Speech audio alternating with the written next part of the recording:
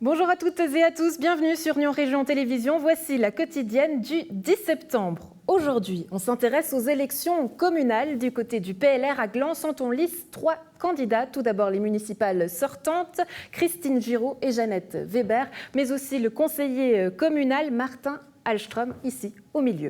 Ensuite, on passe à une page de sport et cette fois-ci, on court pour la bonne cause. Pour l'association Cause Toujours, aura lieu donc le 12 septembre le Dimitri Athlon pour la dernière étape avec un passage le 12 septembre chez nous, ici à Arzier. Ensuite, on passe à une page culture et cette fois-ci, retrouvailles avec l'artiste Visage Pâle qui nous présente son 2e album Coma Artificiel. Et si vous êtes sage, vous aurez même le droit à quelques images en exclu du tout nouveau clip qui sortira le 16 septembre comme un appel.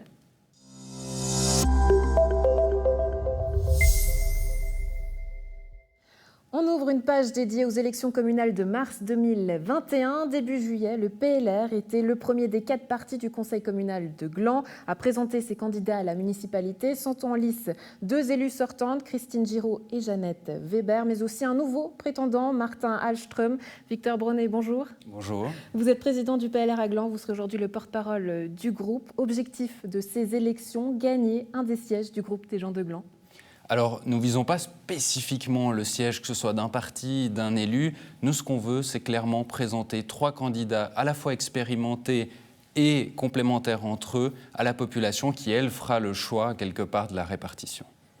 Avec un ticket à 5, le GDG affiche clairement ses ambitions. Ils sont nombreux. Est-ce que ça vous dérange ? Alors, ça ne nous dérange pas. Quelque part, c'est aux Glandoises et aux Glandois de faire le choix. Le fait est cependant effectivement qu'ils ont plus ou moins 42% des sièges au conseil communal et qu'ils visent 71% des sièges à la municipalité. Mais de nouveau, ce n'est pas à nous, quelque part, de souhaiter une répartition quelconque. Nous, ce qu'on fait, c'est vraiment présenter 3 candidats et c'est aux Glandois de faire leur choix. Alors en termes de nombre, vous arrivez juste derrière avec 19 sièges au conseil communal. Vous êtes donc le 2e groupe le plus important de l'Assemblée. La plateforme de gauche et l'UDC n'ont pas encore arrêté leur stratégie, on le disait tout à l'heure, mais la bonne répartition à la municipalité, selon vous, ce serait laquelle quand même ? Alors, il n'y a pas de bonne ou de mauvaise répartition quelque part. Nous, évidemment, en tant que 2e groupe, avec une bonne assise aussi lors des élections fédérales, cantonales, on estime que voilà, nous pouvons proposer 3 candidats et que ce serait représentatif. Après, la plateforme de gauche, l'UDC, le GDG, c'est vraiment aux Glandois de faire leur choix. Tout vous convient ? Quelque part, c'est pas que tout nous convient. Nous, on veut vraiment placer 3 candidats qui sont quelque part, qui représentent toutes les qualités et les compétences pour ces postes. Et ensuite, à la population de choisir quelque part comment la représentativité doit se faire. Parlons justement un peu plus de vos candidats. Christine Giraud, municipale depuis 2011, Jeannette Weber depuis 2016. Là, c'est finalement le choix de la sécurité ? Ce n'est pas le choix de la sécurité, c'est 2 candidates évidemment qui ont une expérience solide au sein de l'exécutif, qui ont porté beaucoup de projets, qui ont un bilan à défendre. Elles ont souhaité se représenter et nous en sommes évidemment très heureux. L'autre candidat, Martin Hallström, conseiller communal, vice-président du PLR, un avocat, un profil qui pourrait ressembler un peu à celui de Gilles Davoine. J'insiste encore une fois, mais c'est lui que vous visez ? Non, absolument pas. Martin, effectivement, est avocat, tout comme M. Davoine. Mais nous, ce qu'on a regardé, c'est évidemment aussi la complémentarité des 3 profils que nous présentons, avec évidemment Jeannette Weber, Christine Giraud, qui ont des compétences aussi, une expérience professionnelle très différente. Martin Hallström était très complémentaire dans ce sens-là, de par son expérience d'avocat, dans tout ce qui touche évidemment aussi à la gestion des entreprises. Et de ce côté-là, nous visons vraiment personne. Notre but est de présenter des candidats solides, qui ont une expérience. Martin Hallström a aussi fait toute la législature au sein du conseil communal. Il est vice-président du PLR Gland. Pour nous, il cochait quelque part toutes les cases d'un excellent candidat. Pour avoir un peu plus de concret, si on prend l'exemple de cette législature écoulée, quels sont les dossiers qui, selon vous, auraient pu être mieux gérés avec 3 personnalités du PLR ?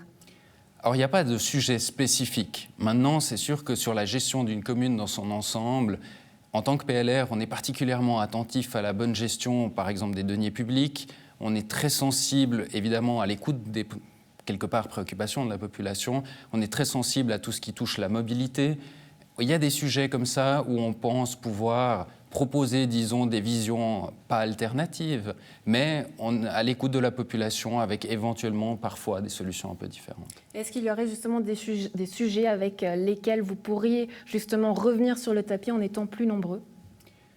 Alors, il n'y a pas de sujet en tant que tel. La municipalité, dans sa pluralité de partis, propose différents projets. On voit que c'est une commune qui grandit beaucoup. Nous, évidemment, notre souhait, c'est que ce développement il se fasse de façon harmonieuse. Et dans certains domaines, par exemple la mobilité, qui est un développement qui soit harmonieux, mais qu'on n'oublie pas tel ou tel mode de mobilité, par exemple. Victor Braunet, merci beaucoup d'avoir été avec nous. Et donc à la maison, retenez bien ces 3 noms, les 2 élus sortantes, Christine Giraud et Jeannette Weber, mais aussi le nouveau prétendant Martin Hallström.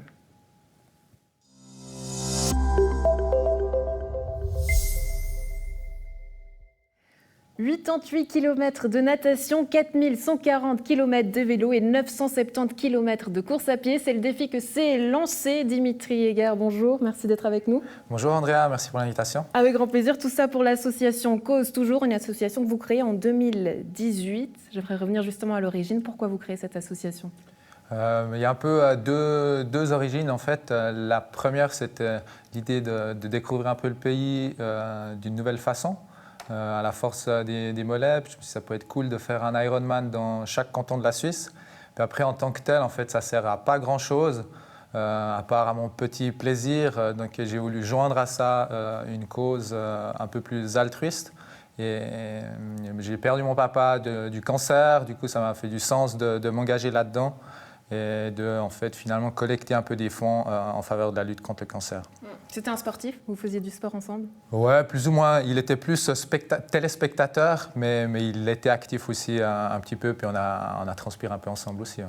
Et vous continuez justement de transpirer tout ça pour l'association Cause Toujours. Donc un défi sportif à travers toute la Suisse, un triathlon dans chaque canton. Et la dernière étape, le 12 septembre, qu'est-ce que ça évoque pour vous d'arriver à la fin de ce parcours ? C'est assez cool, je me réjouis d'une part parce que c'est l'aboutissement d'un gros projet quand même qui a duré ces 3 dernières années. Tout au long du projet, j'ai fait des chouettes rencontres dans tous les différents cantons et c'est pas mal long quand même finalement ces Ironman, donc je suis content aussi de passer à autre chose et puis d'avoir du temps pour faire d'autres activités. Avec un petit passage chez nous à Arzier, mais on y revient d'ici quelques instants. Donc un réel défi sportif que vous vous êtes mené. Vous-même, vous avez une formation en gestion du sport, mais qu'est-ce qui était le plus dur ? C'était quoi ? Le vélo, la course à pied, la nage ? Qu'est-ce qui avait difficile finalement ? Ça dépend un peu des étapes. Parfois, tout se passe bien et puis on a l'impression d'avoir des jambes en feu toute la journée. Et puis d'autres moments, c'est un peu plus compliqué. Mais c'est un peu le propre des épreuves d'endurance. Voilà justement des images. J'arrive pas à reconnaître où est-ce que vous êtes. Là, c'était un peu compliqué parce que la météo n'était pas super ce jour-là. C'était sur le col du Klausenpass dans le canton d'Uri.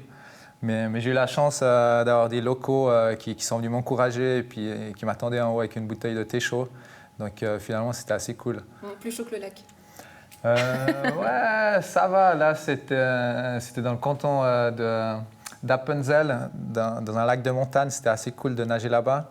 Il y avait pas mal de touristes qui probablement se demandaient ce que je faisais dans le lac. Mais il était assez chaud parce qu'on a eu un été assez chaud. Donc, ça a eu le temps de chauffer l'eau du lac. Elle devait avoir, je pense, un petit 17. Donc, ça passe. Ça passe. Ouais. Et puis donc un passage à Arzier par chez nous à partir du 12 septembre, enfin le 12 septembre. Je crois qu'on peut courir avec vous. Comment ça se passe ? Oui, si j'ai pas de bol, je fais l'Ironman au complet seul. Mais après, les gens qui sont motivés, ils sont les bienvenus pour soit encourager au bord de la route ou transpirer sur un bout de parcours. Pas obligé de faire toute l'épreuve. Et s'il y a des motivés, ils peuvent sans autre entrer en contact avec moi-même via le site internet ou Facebook ou Instagram. Donc j'imagine qu'il y a eu pas mal de parcours. Peut-être une belle anecdote à nous raconter au fil de ce parcours ? Oui, il y en a tout plein. Après, j'ai pas une bonne mémoire, donc je vais prendre une anecdote. Quand vous courez, vous vous videz la tête, au fait, c'est ça ce que vous nous dites ? Oui et non, enfin, on pense à plein de choses. Après, on oublie parfois. Mais ouais, une belle anecdote. pour répondre à la question, le dernier canton, c'était à Berne. Et puis là, j'ai profité en fait de m'arrêter au siège de la Ligue suisse contre le cancer. Tous les dons que j'arrive à récolter seront reversés à la Ligue suisse contre le cancer à la fin du projet. Et c'était assez chouette de voir l'équipe qui travaille là-bas. Puis ils étaient tout cool, tout sympas. Ils m'ont préparé des petites pâtes aussi pour avoir un ravitaillement chaud. Parce que la météo n'était pas top ce jour-là.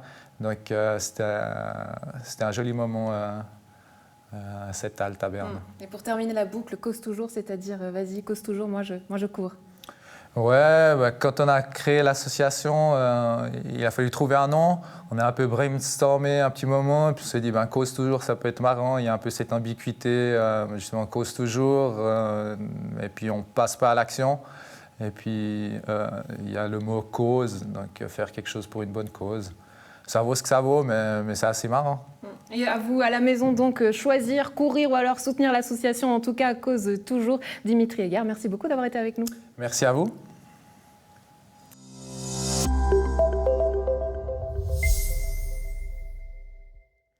Après un premier album en 2019, Lars Martin Isler sort son deuxième album, Coma Artificiel, dont les bacs déjà un clip, Revolver, et un autre à venir dès le 16 septembre, comme un appel. Lars Martin, bonjour, merci d'être avec nous. Merci, oui, merci. Première question, la surprise, on va voir les images d'ici quelques instants, mais plus de masque. Plus de masque. Dans le clip, on me voit un peu, effectivement, on voit mon visage, mais on n'est pas sur scène, on est dans un clip. Et je pense que ça fait aussi partie du personnage d'être moi sans masque, quoi. Un personnage qui a aussi évolué. Qu'est-ce qui change du premier au deuxième album ? Ce qui change, c'est que cet album-là est un peu plus direct, et la musique un peu plus pop.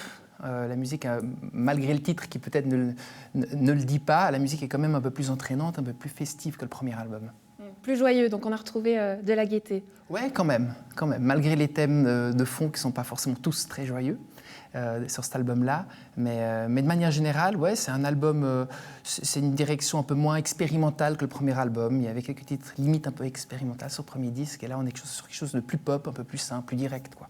Est-ce que ça voudrait dire que tu t'es enfin trouvé ou que tu cherches encore justement à tester plusieurs choses ? Je pense qu'on cherche tout le temps. Enfin, ça dépend des personnes, mais je ne sais pas de quoi sera fait le troisième album. Peut-être que ça sera jazz, peut-être qu'il y aura des cordes, peut-être que ce sera musique électronique beaucoup plus intense que celui-là. Je ne sais pas. Je pense que c'est ce qui est intéressant aussi, c'est de se laisser un peu aller et voir ce que l'inspiration va m'amener. En tout cas, dans les images, tu te laisses carrément aller. J'ai envie de dire, vous allez le voir, c'est assez coquin. On va regarder Revolver et on en parle tout de suite après.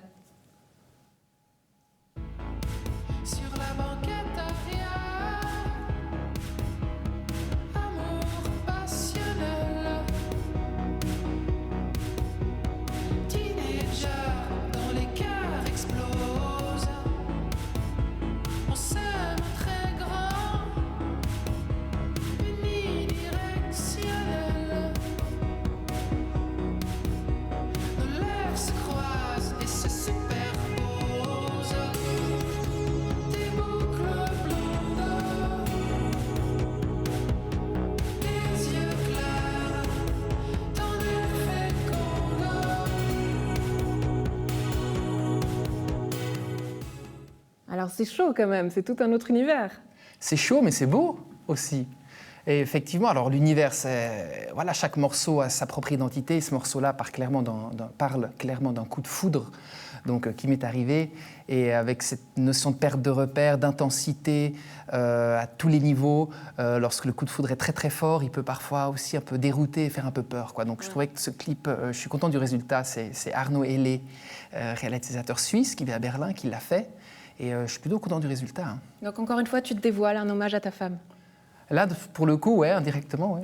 Qu'est-ce qu'elle en a pensé ? Ouais, elle l'a trouvé joli, elle l'a trouvé beau, mais le clip, c'est une chose, mais je pense que ce qui l'a peut-être plus touché, c'est lorsque je lui ai fait écouter le morceau avant d'entrer en studio, avec l'idée de base, les textes, et c'est quand même ça le moment, je pense, le plus fort. Après, ça reste un peu du théâtral et ça reste du visuel, le clip, mais le message initial, c'est le morceau. Un autre morceau, Comme un appel, qui sort à partir du 16 septembre, en tout cas le clip. Est-ce que tu peux nous en dire un mot ? Oui, donc là aussi, ça va parler ça va parler d'amour et mon rapport qui, à l'époque, n'était pas toujours très simple avec l'amour. Donc, lorsque j'ai rencontré la femme de ma vie, avec qui je suis encore actuellement, c'était très fort et un peu trop fort. Et j'avais cette notion, ce rapport à l'amour de perfection. Il faut que je sois parfait pour le mériter, l'amour. Donc, il n'y avait pas de droit à l'erreur. Et du coup, la montée de stress. Et je disais non, c'est trop pour moi, j'y arrive plus. Et l'amour revenait comme un appel à chaque fois. Donc, et heureusement, à la fin, c'est l'amour qui a gagné. Donc, voilà pourquoi le titre Comme un appel. On regarde les images.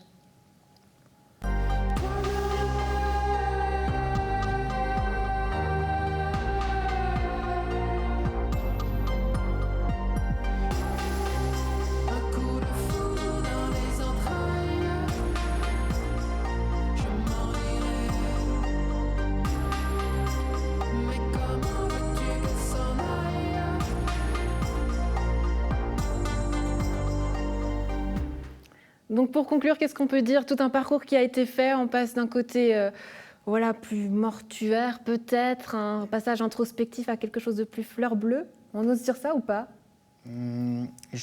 Alors, on peut dire fleur bleue si on a envie, mais je pense que cet album-là, Comme artificiel, pour aller au fond des choses, part quand même d'une période, je parle d'une période qui était très délicate pour moi, une période de dépression qui a duré 7 ans.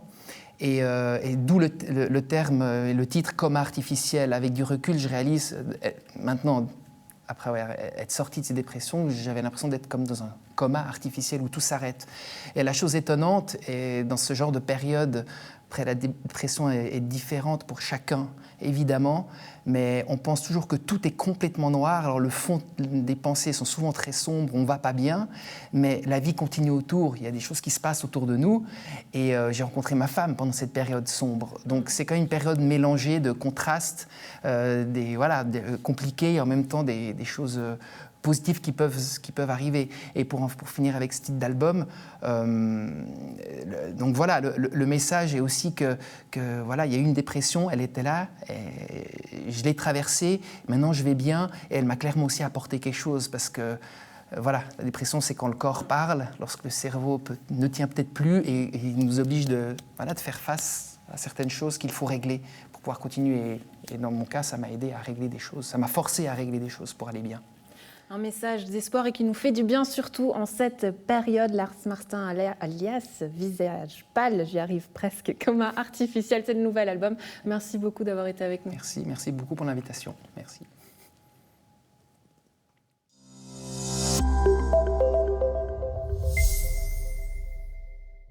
Voilà, c'est tout pour cette quotidienne du 10 septembre. Un plaisir d'avoir été en votre compagnie. On se retrouve demain, même lieu, même place pour la rétrospective de la semaine.